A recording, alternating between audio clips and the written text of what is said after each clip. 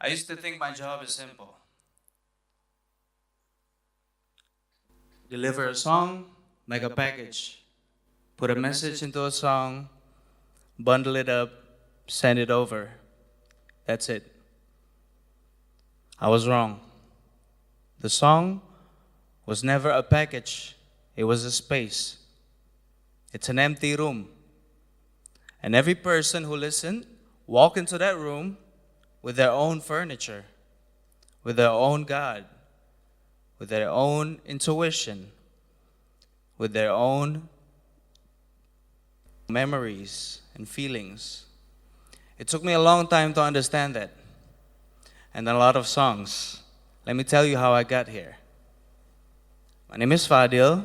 I go by the name of Metramos, and I've been writing music my whole life essentially. And the first song that really went was a song titled Wusa, a song by my friend and me, Adipa Barus. I remember sitting with Deepa before we released it. It was like 15 minutes before like time hits 12, and then Deepa, like a big brother he is, doing like, right? Because that's big brother stuff, eh? Deal. Are you ready?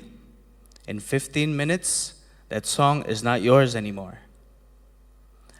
I didn't really understand what that meant, but he was describing something real. In 1946, two critics, Wimsett and Birdsley, wrote that once a work is released into the world, the creator's intention no longer controls its meaning. They call it intentional fallacy.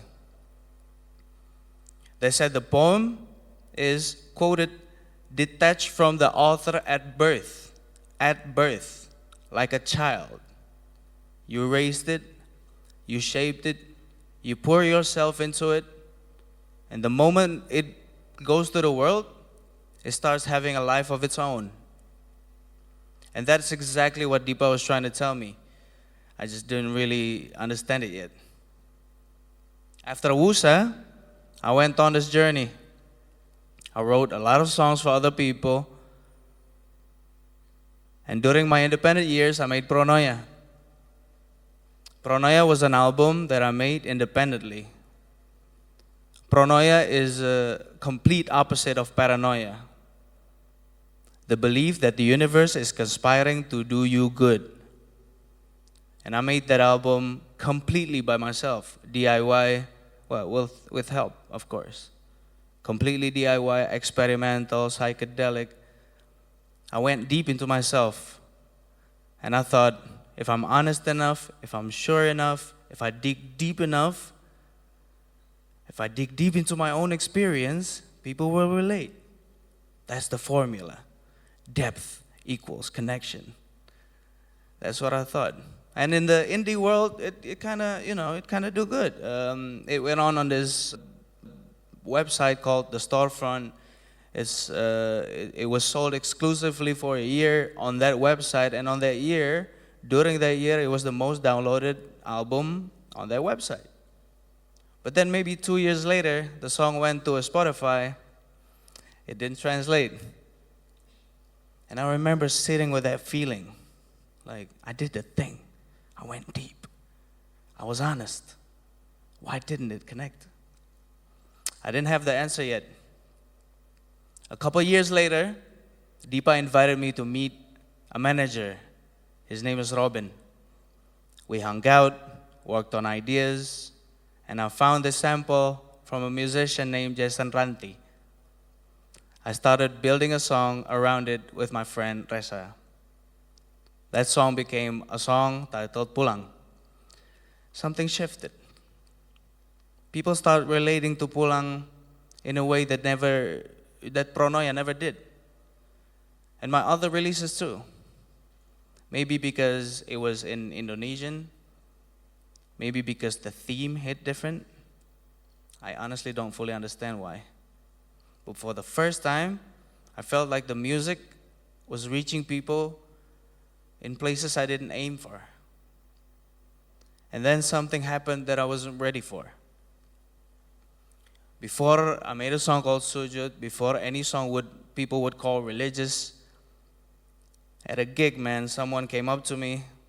Like, I was watching this band, right? And I'm just chilling. And then this guy, weird hair, you know what I mean? Like on a very indie vibe, he came to me, Ranko, and then he said, like, Dil, you don't need to know why, but because of your songs, I started praying again. And I was like, what? What did I do? I didn't even, like, there's no songs that I create that made, justify him to say some, stuff like that. Yet. Maybe because of Pulang, a song that is not a religious song, but this person heard something in it. I still don't know what. And it brought them back to their faith. And that broke something open in me. Because I grew up with this concept, maybe some of you are too. It's two kinds of connection. Hablum min Allah, your connection with God, it is vertical.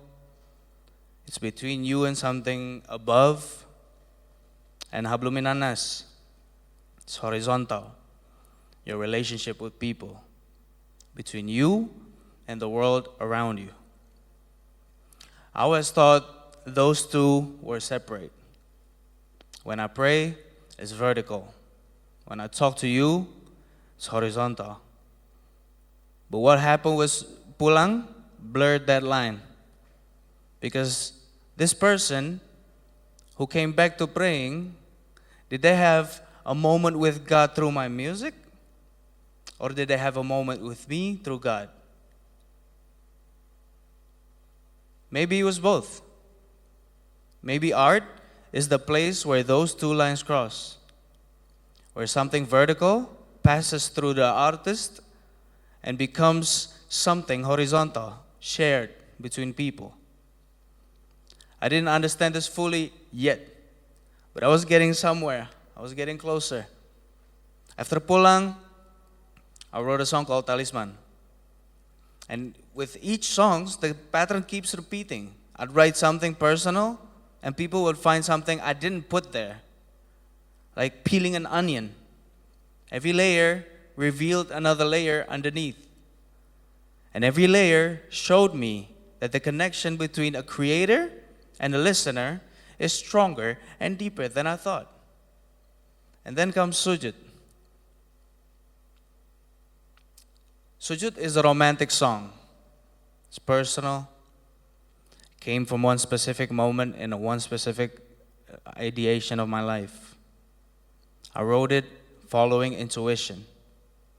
Not a formula, but after it came out, everything I've been slowly learning since Wusa hit me all at once. People started coming to me. I had a friend who was going through a divorce. He's still on that process. Hit me up. Said, thank you for Sujud. I was confused. I never went through a divorce. But for him, that song understood his life better than I did. And then there's this guy in an artsy, punksy place.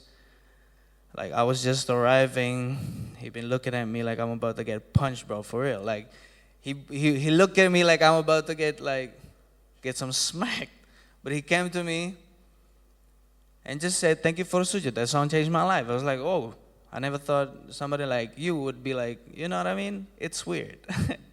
And then there's this girl on TikTok held up a finger saying Sujud is like a marriage song. For her, it's a wedding song. Others said it's a prayer, a conversation with God. People who aren't even Muslim telling me that the song makes them feel something spiritual. And the whole time, I'm thinking, how can this be? How can it become all of these things to all of these different people without me changing a single note? This just doesn't happen in music only, by the way. Merle Perkins, you know Canva, right? She built it because she was frustrated while she was a university student.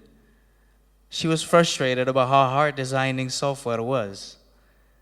She just wanted a simple, site for social media posts. That's it.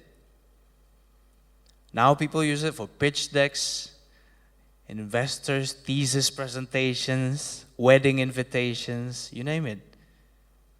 Things she never imagined. Tim Berners-Lee made World Wide Web to share physics documents across other physicians. He didn't understand that many years from that, people will slide into DMs.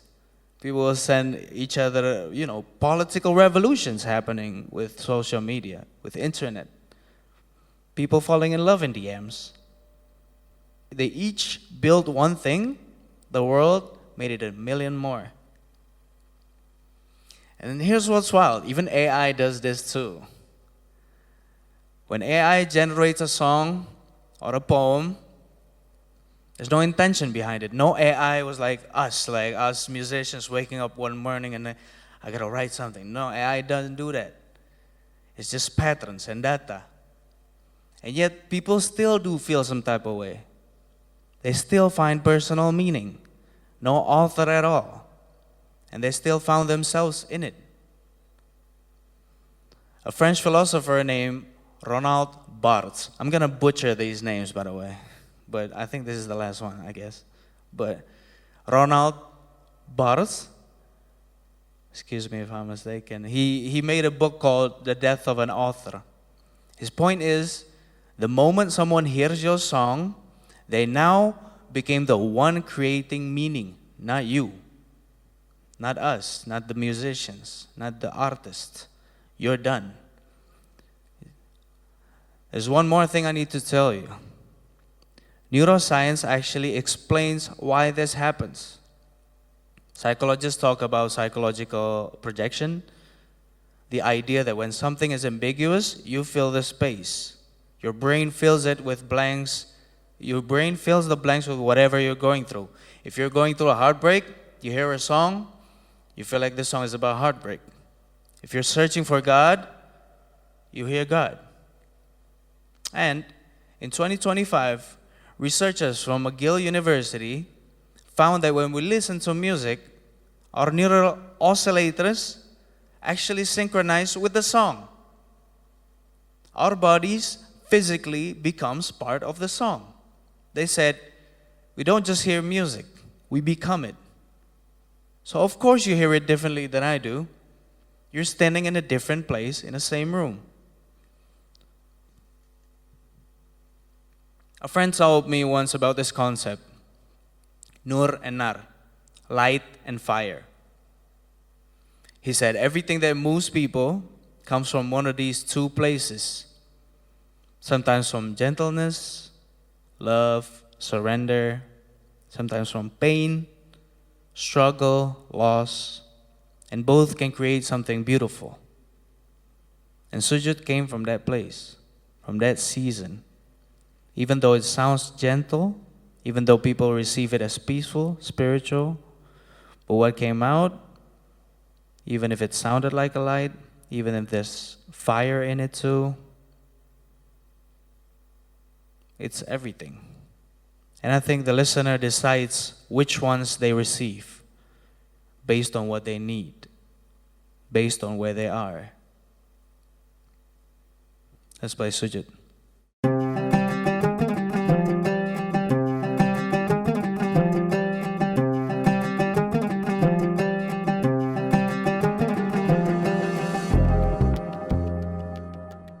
Sujud starts with an oud, an ancient stringed instrument, 10 seconds, before any words, before anything.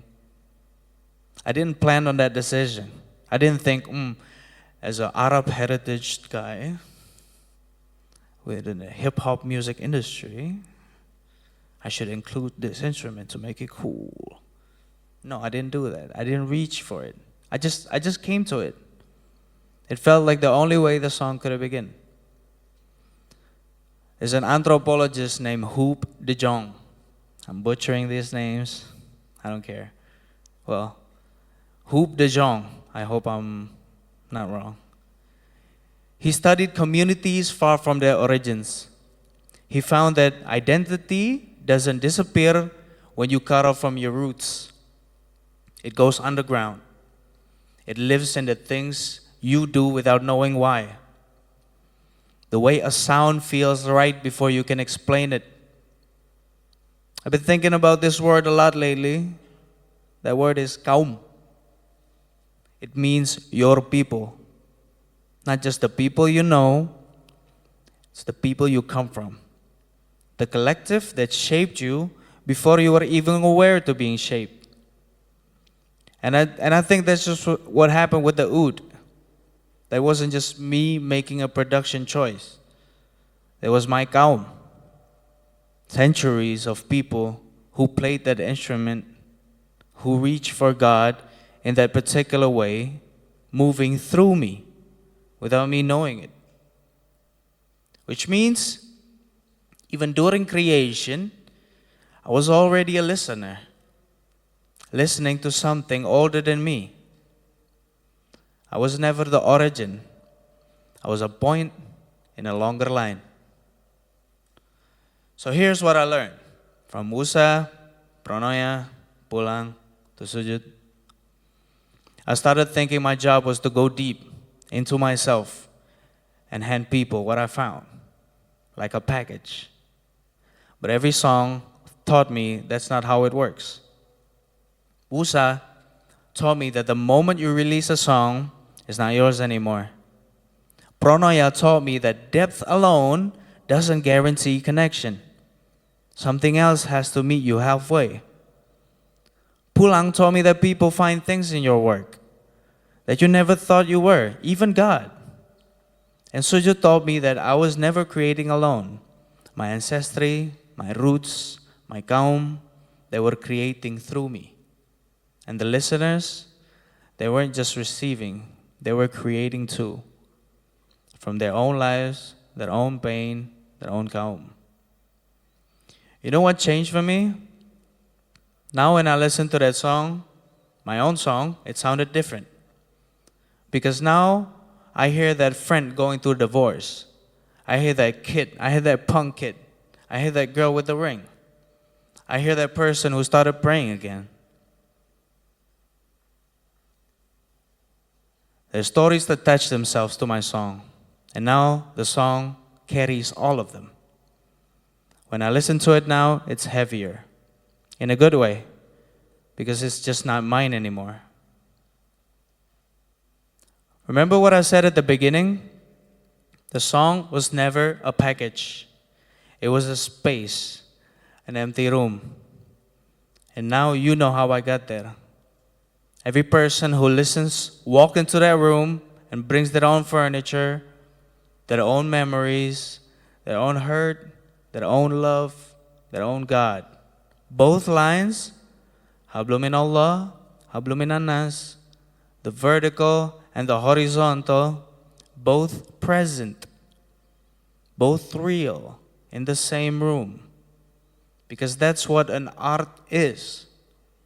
Not a message from one person to another, but a place where the divine and the human meet. And each person who enters stands at a different intersection.